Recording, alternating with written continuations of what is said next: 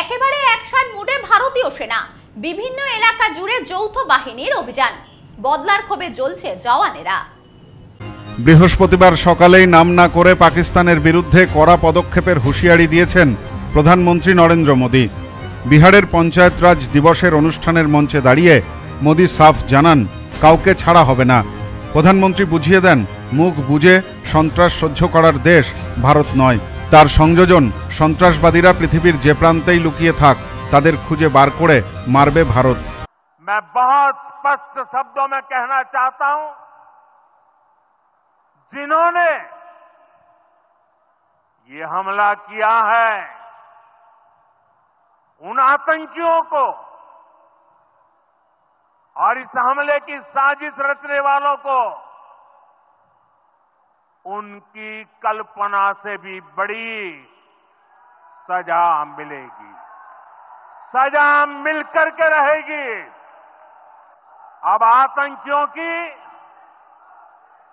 बची खुची जमीन को भी मिट्टी में मिलाने का समय आ गया है।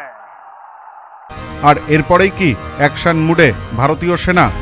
কাশ্মীরের বিভিন্ন এলাকায় অভিযানে নেমে পড়েছে ভারতীয় সেনাবাহিনী। কাশ্মীরের বিশেষ দলের সাহায্য নিয়ে চলছে যৌথ অভিযান। পাহেলগাঁওয়ের পাইনের জঙ্গলেও চলছে তল্লাশি। অন্যদিকে পাক সেনার মহড়ার মাঝেই আইএনএস সুরাট থেকে পরপর ক্ষেপণাস্ত্র ছুড়েছে ভারতীয় নৌবাহিনী।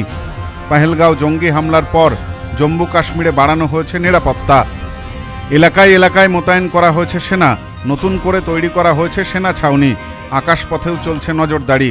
প্রসঙ্গত, গত 22 এপ্রিল দুপুরবেলা পাহেলগাঁওতে জঙ্গিদের গুলিতে মৃত্যু হয় 26 জন পর্যটকের, যার মধ্যে ছিলেন 3 জন বঙ্গ সন্তান। স্ত্রী সন্তানদের চোখের সামনে মৃত্যুর কোলে ঢলে পড়েন তারা। স্বামীকে হারান সদ্য বিবাহিতা স্ত্রী। পেহেলগাঁওয়ের এই নৃশংসতা এক কথায় নাড়িয়ে দিয়েছে গোটা ভারতকে। আতঙ্কে কাঁপছেন কাশ্মীরে আটকে পড়া পর্যটকেরাও। চরম উৎকণ্ঠায় দিন কাটছে তাদের পরিবারের সদস্যদের। গত বুধবার থেকে সেনা তল্লাশির মাঝেই উধমপুরে বৃহস্পতিবার সেনা ও জঙ্গির মধ্যে ভারী গুলি বিনিময়ের মাঝে শহীদ হয়েছেন এক সেনা জওয়ান। ঘটনার পর থেকে সেনা অভিযান আরও বাড়ানো হয়েছে। কার্যত বদলার আগুনে ফুটছেন ভারতীয় সেনা জওয়ানেরা। কেন্দ্রীয় সরকারের নির্দেশে তৎপর ভারতের প্রধান 3 বাহিনী। এদিন প্রধানমন্ত্রীর ঘোষণার পর ভারতের পক্ষ থেকে সন্ত্রাসবাদী হামলার কড়া জবাব দেওয়া কার্যত সময়ের অপেক্ষা বলেই মনে করছেন বিশেষজ্ঞরা। Bureau report, news No Man's Land. বধুয়া গুঁড়ো মশলা, গন্ধেও ভালো, স্বাদেও ভালো। বধুয়া গুঁড়ো মশলা সম্পর্কে আনে অটুট বন্ধন।